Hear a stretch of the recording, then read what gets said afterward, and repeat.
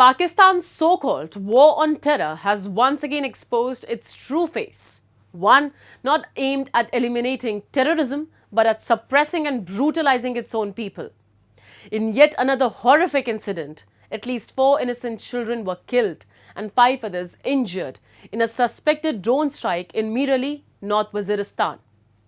The strike, which locals allege was carried out by the Pakistani military, has triggered mass protests and renewed global scrutiny of Islamabad's systematic targeting of the Pashtun population under the guise of counter-terror operations. As the world's attention remains fixated on regional security threats and geopolitical rivalries, a silent war continues to rage in Pakistan's northwest against its own people. Earlier this week, a suspected drone strike in Mir Ali, a town in North Waziristan, claimed the lives of 4 innocent children from a single family and left 5 others injured. The victims were between the ages of 5 and 8. Mir na dehshatgardi khwashawi mir aman pasand khalaki Allah de para mir bal bach maaf ka udna lodi watan mein ta pravartan lo pashe ton na so ukdal nera khoya taraf ta tare kanasta mir so ki कीमत दौलता की करता de targli बच्चों में वड़ बच्चों में तयशी दी देवर मत बयान रोजे बेगराता खुदाई दे पर लश्की हाल बंद में राख मुका काने we पदाना khoya taraf tamir tar aliyarstana. While Pakistan frequently markets itself to the global community as a partner in the war on terror, the reality on the ground tells a different story. Instead of targeting extremist groups, Islamabad has consistently deployed drone strikes and military force against civilian populations, particularly the ethnic Pashtuns in Khyber Pakhtunkhwa and the former Fatah region. These communities, once strongholds of tribal culture and autonomy, have now become laboratories for drone warfare, surveillance, and forced militarization. Each time the target is framed as a terrorist hideout. Each time the victims are children, women, and men with no ties to militancy. And each time the Pakistani state walks away without accountability.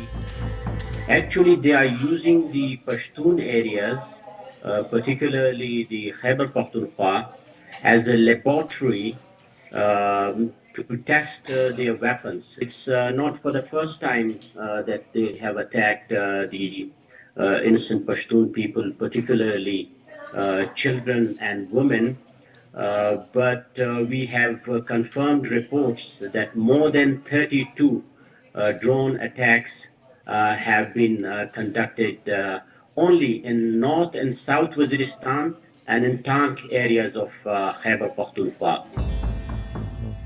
Afridi further alleged that under a state-sanctioned program, more than 55,000 Taliban leaders and their families were resettled by the Pakistani state into Pashtun majority areas.